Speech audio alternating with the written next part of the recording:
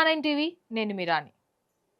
తెలంగాణ రాష్ట్రంలో కాంగ్రెస్ ప్రభుత్వం అధికారంలోకి రాగానే అమలు చేసిన 6 గ్యారంటీల పథకాల్లో అత్యంత విజయవంతమైన పథకం మహాలక్ష్మి. ఈ పథకం కింద రాష్ట్ర వ్యాప్తంగా మహిళలు, విద్యార్థినులు తెలంగాణ ఆర్టీసీ బస్సుల్లో ఉచితంగా ప్రయాణిస్తున్నారు. అయితే ఈ ఫ్రీ జర్నీ కోసం ప్రతిసారి ఆధార్ కార్డు చూపించడం, కండక్టర్లు జీరో టికెట్ ఇష్యూ చేయడం ప్రాక్టికల్ గా ఎన్నో ఇబ్బందులకు దారితీస్తుంది. వీటన్నిటికీ చెక్ పెడుతూ మహిళల ప్రయాణాన్ని మరింత సులభతరం చేసేందుకు, అలాగే సంస్థ ఆదాయానికి గండి పడకుండా చూసుకునేందుకు టీజీఎస్ఆర్టీసీ ఒక సరికొత్త విధానాన్ని తీసుకురాబోతుంది.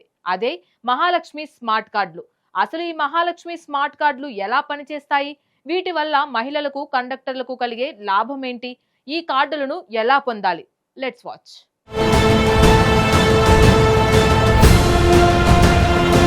మహాలక్ష్మి పథకం ప్రారంభమైనప్పటి నుంచి బస్సుల్లో మహిళల రద్దీ విపరీతంగా పెరిగింది. ప్రయాణం ఉచితం కావాలంటే ప్రతి మహిళ విధిగా తమ ఆధార్ కార్డు లేదా తెలంగాణ స్థానికతను ధృవీకరించే ఒరిజినల్ ఐడి కార్డును కండక్టర్కు చూపించాలి. ఆ ఐడి చూసిన తర్వాత కండక్టర్ మిషన్ ద్వారా జీరో టికెట్ ఇస్తారు. కానీ గ్రౌండ్ లెవెల్లో ఇది పెద్ద తలనొప్పిగా మారింది. రద్దీగా ఉన్న బస్సుల్లో ప్రతి ఒక్కరి ఆధార్ కార్డు చెక్ చేసి టికెట్ ఇవ్వడానికి కండక్టర్లకు చాలా సమయం పడుతుంది. పైగా ఒరిజినల్ ఆధార్ కార్డులు ఇంట్లో మర్చిపోయి జిరాక్స్ కాపీలు లేదా ఫోన్లో ఫోటోలు చూపిస్తుండడంతో కండక్టర్లకు, ప్రయాణికులకు మధ్య తరచుగా గొడవలు జరుగుతూ ఉన్నాయి. అలాగే కొందరు నకిలీ ఐడీలతో ఈ పథకాన్ని దుర్వినియోగం చేస్తున్నారన్న ఆరోపణలు కూడా వస్తున్నాయి.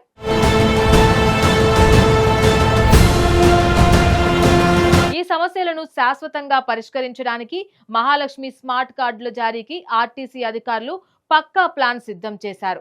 మెట్రో స్టేషన్లలో మనం ఉపయోగించే స్మార్ట్ కార్డు తరహాలోనే ఈ కార్డులు కూడా ఉండబోతున్నాయి.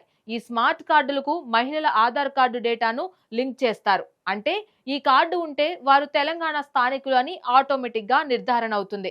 బస్సు ఎక్కగానే తమ చేతిలో ఉన్న స్మార్ట్ కార్డును కండక్టర్ వద్ద ఉన్న మిషన్ కు స్వైప్ లేదా ట్యాప్ చేస్తే సరిపోతుంది. ఆటోమేటిక్ గా వారికి జీరో టికెట్ జనరేట్ అవుతుంది. ఈ స్మార్ట్ కార్డు వల్ల ప్రధానంగా 3 లాభాలున్నాయి. మహిళలు ప్రతిసారి ఒరిజినల్ ఆధార్ కార్డులను వెంట తీసుకువెళ్లాల్సిన అవసరం ఉండదు. దొంగలించబడతాయి అన్న భయం కూడా తప్పుతుంది. కండక్టర్లకు పని భారం తగ్గి క్షణాల్లోనే టికెట్ ఇష్యూ చేయవచ్చు. నకిలీలను అరికట్టవచ్చు. ఖచ్చితంగా ఎంతమంది మహిళలు ఉచిత ప్రయాణం చేశారో డేటా పక్కాగా రికార్డ్ అవుతుంది. ఆ డేటా ఆధారంగా ప్రభుత్వం ఆర్టీసీకి నిధులను రీఎంబర్స్ చేస్తుంది.